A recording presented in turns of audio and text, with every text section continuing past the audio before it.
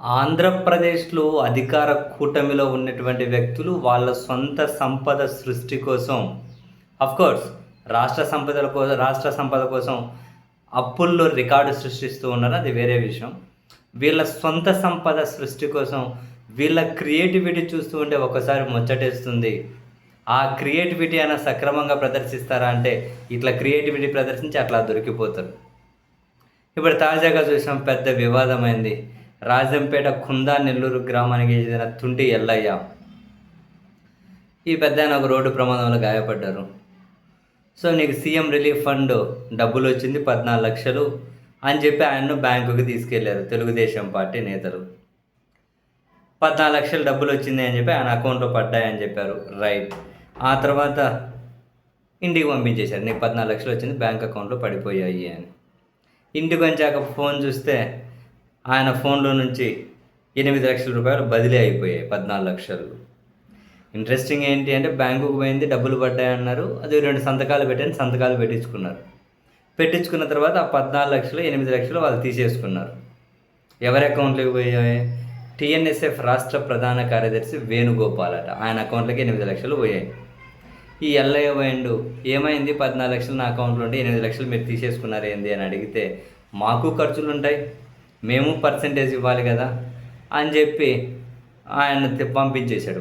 మేము వరకే వస్తుందా నీకు, మాకు పర్సంటేజ్లు ఉంటాయి, మేము ఇవ్వాలి, వాళ్ళకి వీళ్ళకు సెట్ చేసుకోవాలి కదా అని. సరే, నిజం చెప్పాలి అంటే ఏ ప్రభుత్వం అధికారంలో ఉన్నా కొంచెం తక్కువ కొంచెం ఎక్కువ ఇటువంటి స్కాములు చేసుకుంటూ పోతారు. తక్కువ ఎక్కువ, కొందరు తక్కువ కొందరు ఎక్కువ. ఎందుకంటే ఇట్లా అడ్డదారిలోనే డబ్బులు సంపాదించుకుంటూ పోతారు.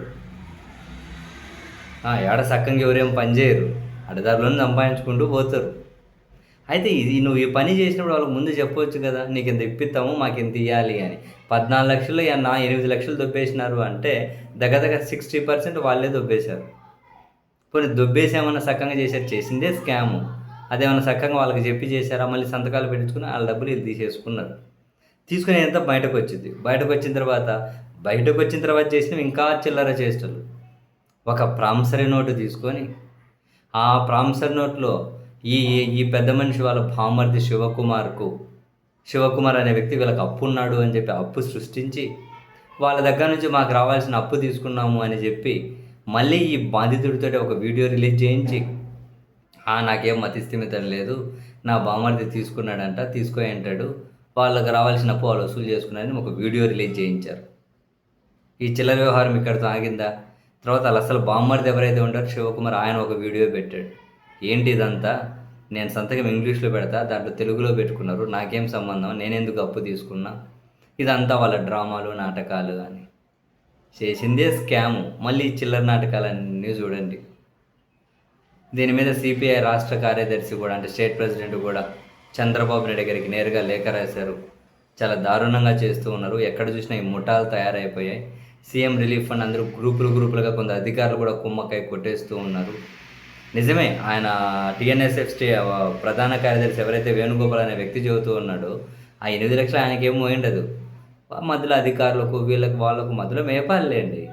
మంచి కింద పంచుకుంటారు, దోచుకో పంచుకో పంచుకో అంటారు. ఏ స్థాయిలో వాళ్ళు ఆ స్థాయిలో అందరూ అదే పని చేస్తూ ఉన్నారు. అదే నడవనోళ్ళు పాపం అది ఇదే కూటమికి సంబంధించిన వాళ్ళు కూడా నడవనోళ్ళు అమాయకంగా చూస్తూ ఉన్నారు, ఎట్లా సంపాదించుకోవాలో తెలియక. తెలిసిన ఎట్లా సంపాదించుకుంటూ ఉన్నారు. చేసింది స్కాము.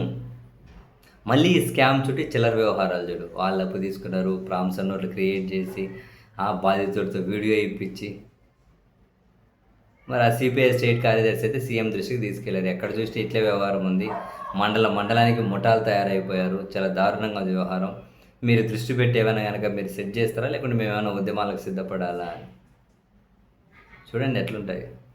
సంపాదించుకుంటున్నారు, ఎందుకంటే అడ్డదారులోనే కదా సంపాదిస్తారు. మళ్ళీ చిల్లర వ్యవహారాలు చూడండి. చెప్పచ్చు కదా వాళ్ళకు, 14 లక్షలు ఇప్పిస్తాం, మాకు సగం ఇస్తావా అని చెప్పి అడిగి తీసుకోవాలి. మరి ఏం చేస్తారు? వాళ్ళకి తెలియకుండా సంతకాలు పెట్టించి డబ్బులు అయిపోయాయి, ఏమి ఇట్లా అయిపోయిందని వాళ్ళు అడిగితే మళ్ళీ వాళ్ళని బెదిరించి, ఈ విషయం బయటకు వస్తే ప్రామిసరీ నోట్లు క్రియేట్ చేయించి, వాళ్ళు ఇంకెవరు అప్పు తీసుకున్నారని పాత డేట్ల మీద ప్రామిసరీ నోట్ రాసి, ఏం చిల్లర వ్యవహారం అయ్యేది.